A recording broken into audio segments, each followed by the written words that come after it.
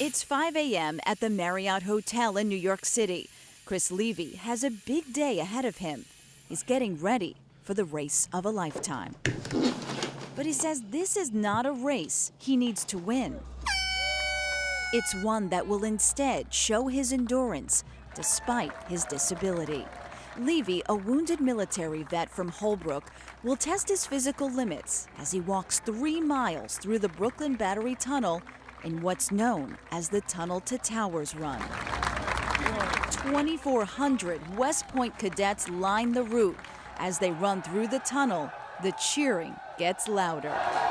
You can't explain the feeling of like seeing them run by and them chanting in unison, and it's awesome. This is the same tunnel that determined New York City firefighter Stephen Siller raced through with 60 pounds of gear on his back and gave his life trying to save others on 9/11. Levi followed a similar call to duty, but his journey led him to the battlefield. In March of 2008, the Army corporal lost both his legs when a pipe bomb blew up near his Humvee in Iraq. I figured as long as I fought to stay alive, they would do everything they could to keep me alive.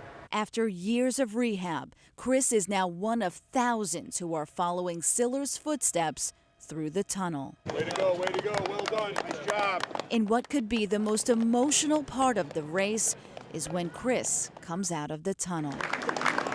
Here he's greeted by first responders who wear the pictures of the 343 fallen firefighters who lost their lives on 9/11. And when it's hard for Chris to push through, it's the cheers and the applause he gets along the way that get him through this. Nice job. As Chris nears the finish line, Awesome job. Thank you for being here. he says it's certainly not the end of his mission to remember the sacrifices made by first responders on 9/11.